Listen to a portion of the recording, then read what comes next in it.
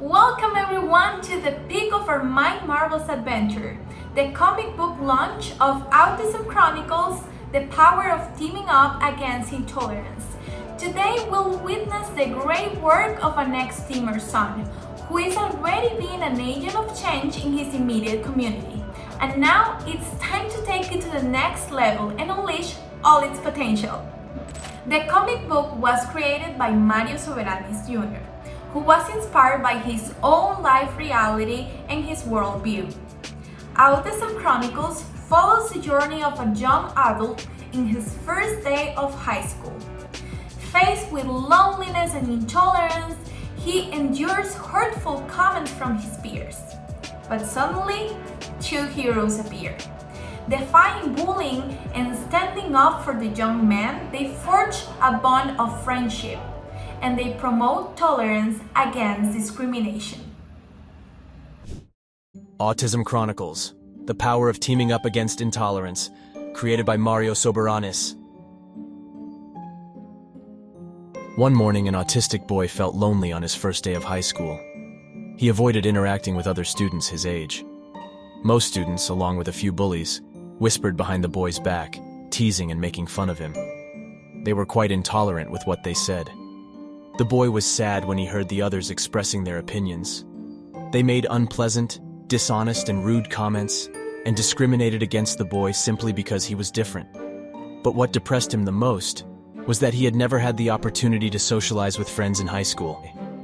As he entered the classroom, he felt melancholic, no one to socialize with. With their derogatory, rude, and unfair remarks, those who whisper about the boy show a lack of tolerance and regard for autism. This is called intolerance. As the young autistic man took a seat in the classroom, the other students talked about their interests, daily lives, achievements, and career choices. Meanwhile, he leaned his backpack against the chair and slumped sadly on his desk. He doesn't make any friends, doesn't chat, and doesn't share interests or hobbies. It was the first time during his education that he had interacted with individuals from various schools or institutions. He never talks to anyone because of his autism. But suddenly, 3 bullies appeared. The first bully was a big guy wearing a shirt with a skull symbol. He missed half a tooth. The second bully had the least hair and wore a chain necklace and an earring. The third bully was the thinnest, with orange-grayish hair and a little goatee. The boy wasn't interested in talking to them, but the first bully approached and threatened him, calling him names and getting ready to strike. Then a student with glasses turned toward them and let out a sigh in response to the situation. The bully got ready to harm the boy, but the student with glasses stood up against the bully. He asked him to leave the boy alone, but the bully called him a nerd and told him to get out of the way. The student refused and said that the bully will have to go through him. The bully was furious and threatened the student, calling him an insolent nerd. He prepared to throw a punch and was about to strike the student when a charming young man stopped the punch and told the bully to pick on someone his own size. The man and the bully faced each other. The bully's accomplices were afraid and surprised by the man. The man warned the bully that if he criticizes young people with autism, someone will someday judge him in return. As their eyes met, the bully regretted threatening the autistic boy. He began to understand that he was wrong having bothered him. The 3 bullies learned the lesson of not making unpleasant comments or discriminating against people with autism. Someday, they will do the right thing and respect their fellow students. The autistic boy had now met 2 very tolerant people. First, he met the student with glasses, who studies psychology, chemistry, and computer science.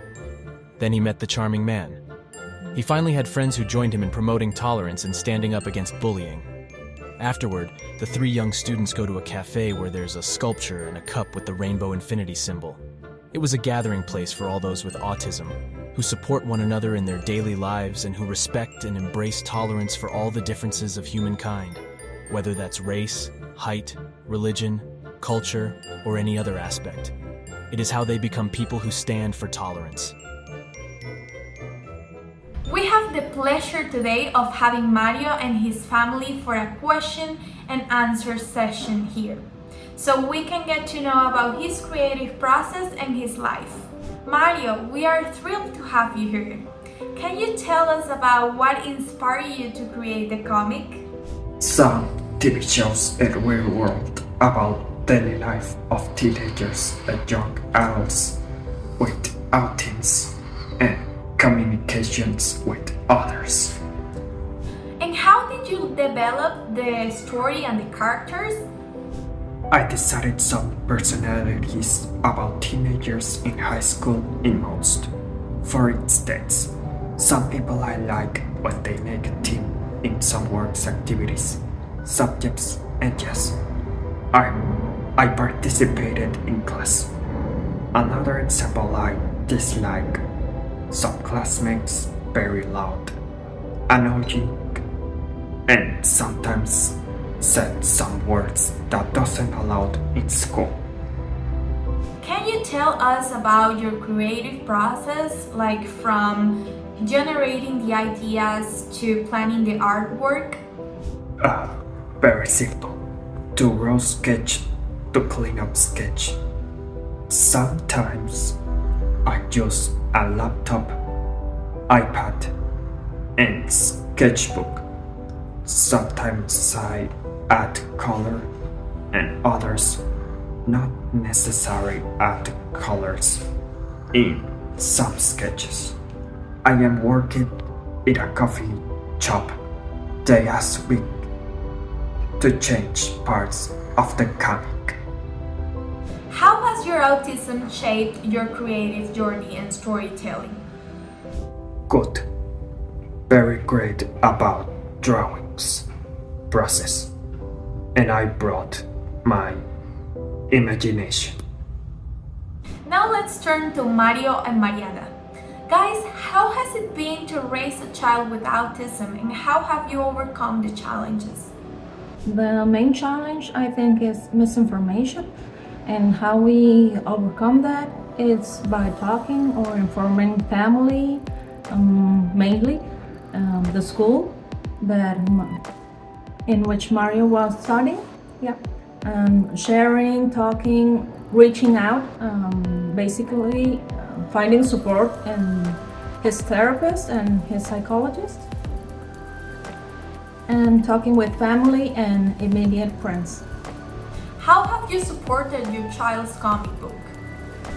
First, I got him some Photoshop courses and also some illustration courses, which I think will help him on his pursuit to art.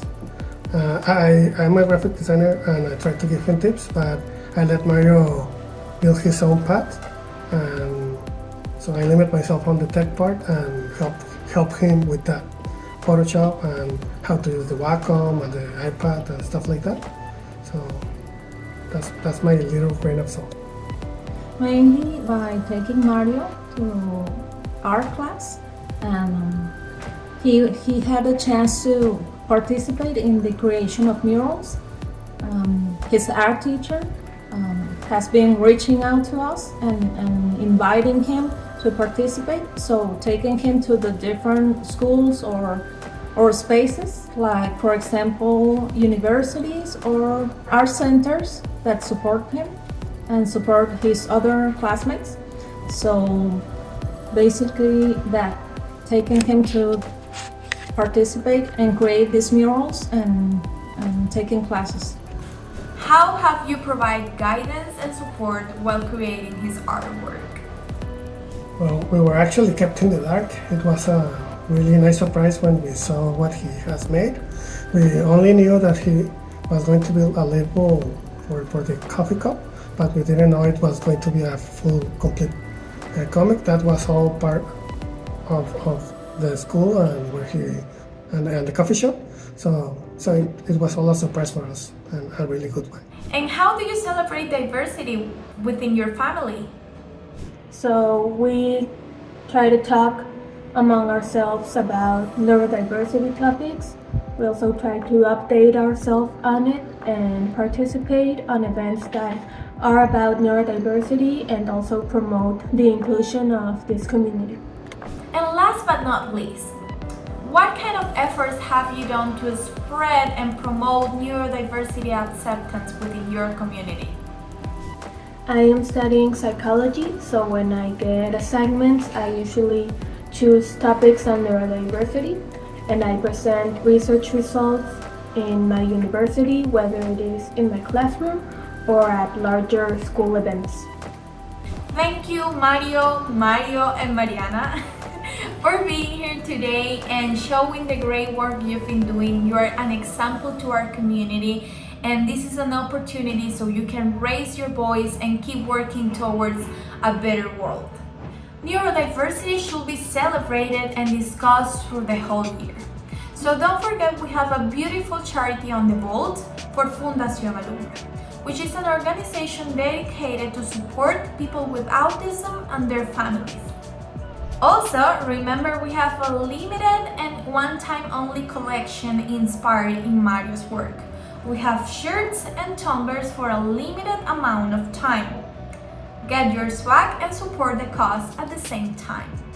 Thank you guys for being here today, for supporting this cause, and don't forget to claim your bounty. Bye!